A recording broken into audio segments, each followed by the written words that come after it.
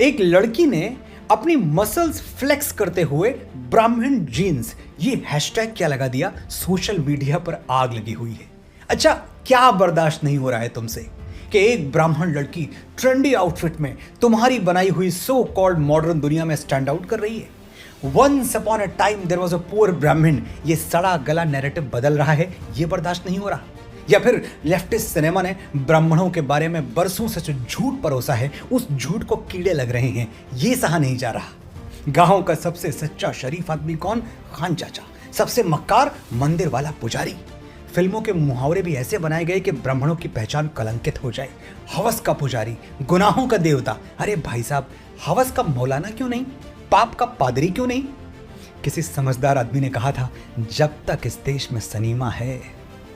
अच्छा, एक बात सुनो, पानी में लाठी मारने से पानी फटेगा नहीं और तुम्हारे तिल मिलाने से ब्राह्मणों का गौरव घटेगा नहीं। एक क्रांतिकारी को जनेऊधारी भूल दिया तो लिबरल्स ऐसे छनछनाए जैसे जलते हुए तवे पर बैठा दिया हो।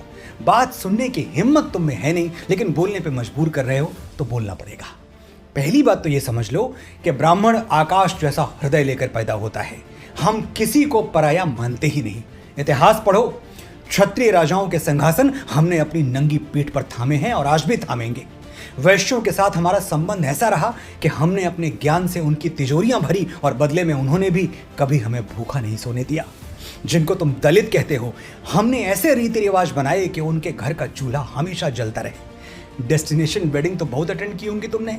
एक बार भारत की अंतरात्मा में उतरो, किसी गांव में जाओ, वहां कोई शादी ब्याह होते हुए देखो, दुल्हन के पैरों में महावर लगती है और यह महावर कोई ब्यूटी पार्लर से आके नहीं लगा सकता।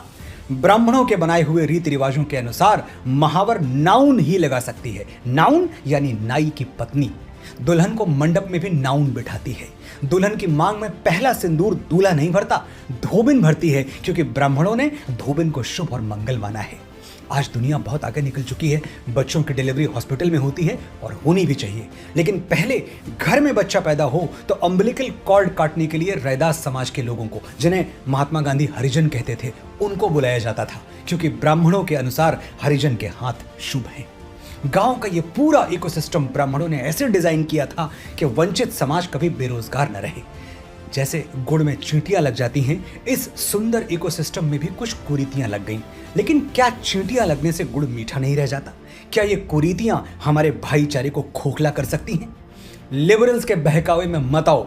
ब्राह्मण भारतवर्ष का मस्तक है, इस मस्तक पर तिलक चमकता रहे, ये देश की हर जाति और हर संप्रदाय का कर्तव्य है।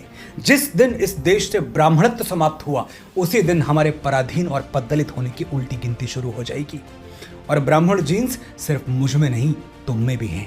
अगर किसी ब्राह्मण टीचर ने तुम्हें पढ़ाया है, कभी किसी अटल बिहारी की कविता सुन के तुम्हारे अंदर राष्ट्र प्रेम जगा है, कभी बाबा तुलसी की मानस में सीता हरण का प्रसंग पढ़ के रोए हो, तो भावना की, ज्ञान की और देश प्रेम की वो जीन्स ही ब्राह्मण जीन्स हैं। अगर ब्राह्मण कुल में जन्म लिया है तो गर्व से कहो, मैं ब्राह्मण हूं और मेरे अंदर ब्राह्मण जीन्स हैं। और अगर किसी दूसरे गौरवशाली कुल में जन्मे हो तो भी विनम्रता से कहो कि मेरे जीवन पर ब्राह्मणत्व का उपकार है और मेरे अंदर भी ज्ञान और भावना रूपी ब्राह्मण जीन्स मौजूद हैं। जय हिंद, जय भारत, जय ब्राह्मण।